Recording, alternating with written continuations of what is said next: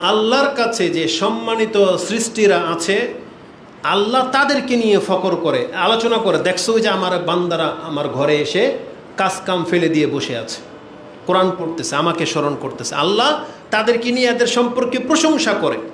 যখন একটা বড় লিডার তার মজলিসের সমালোচনায় যখন দেখছো এই যে দেখো ভিডিও ক্লিপ দেখায়, দলের জন্য মার খাচ্ছে, রক্ত দিচ্ছে, দেখছো এগুলো এরকম হোক, মানে এরকম হইতে বলে না, তারা বলে না। এক্সাম্পল স্বরূপ আল্লাহ সুবহানাহু ওয়া তাআলা ফেরেশতাদেরকে দেখায়, তোমরা এনে বলেছিলা এরা ফাসাদ সৃষ্টি করবে, এরা ঝগড়া করবে, রক্ত ঝরাবে, তো এরা কারা?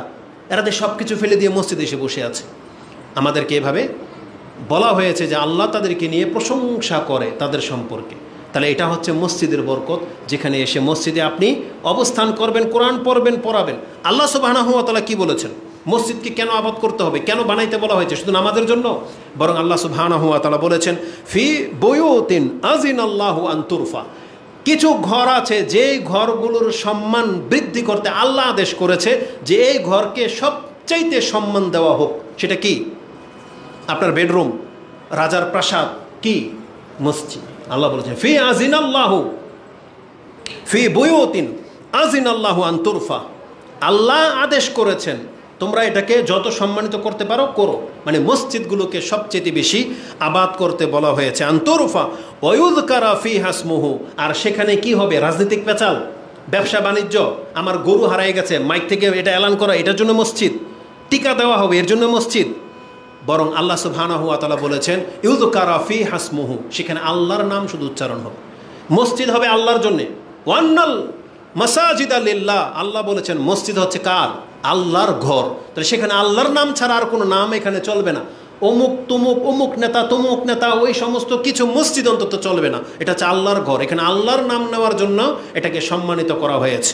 এবং আল্লাহ বলেছেন ইউসাব্বিহু লাহু ফিহা বিল গুদুই ওয়াল আসাল, মানে সকাল সন্ধ্যা সব সময় এই ঘরে শুধু আল্লাহর প্রশংসা চলবে, আল্লাহর হামদ, আল্লাহর প্রশংসা চলবে। এটার জন্য হচ্ছে এই মসজিদ। কিন্তু আমরা কোথায় করি? কোথায় করি আমরা? এই আয়াত আল্লাহ সুবহানাহু ওয়া তাআলা সূরা নূরের 36 নম্বর আয়াতে রয়েছে। এবং যারা এটা করবে তাদের মর্যাদা সম্পর্কে আল্লাহ কি বলেছেন? আল্লাহর ঘরকে সবাই আবাদ করে না। আজকের এই পয়েন্টটা এখান থেকে নিয়ে যান।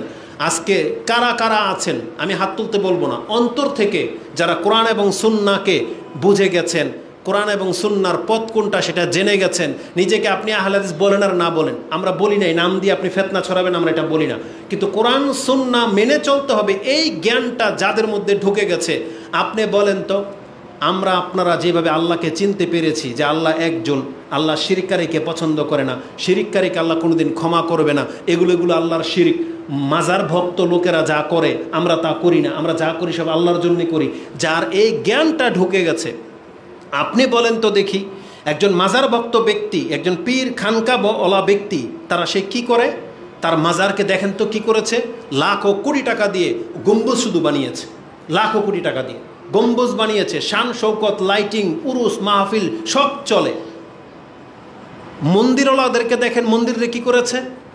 আনাগোনা ওদের থাকে, ওদের মান্যত টান্নত নিয়ে মন্দিরে সবসময় ধন্না দেয়। তাহলে আপনি আল্লাহর পরিচয় পেয়ে গিয়ে আপনি আল্লাহর জন্য কি করেছেন?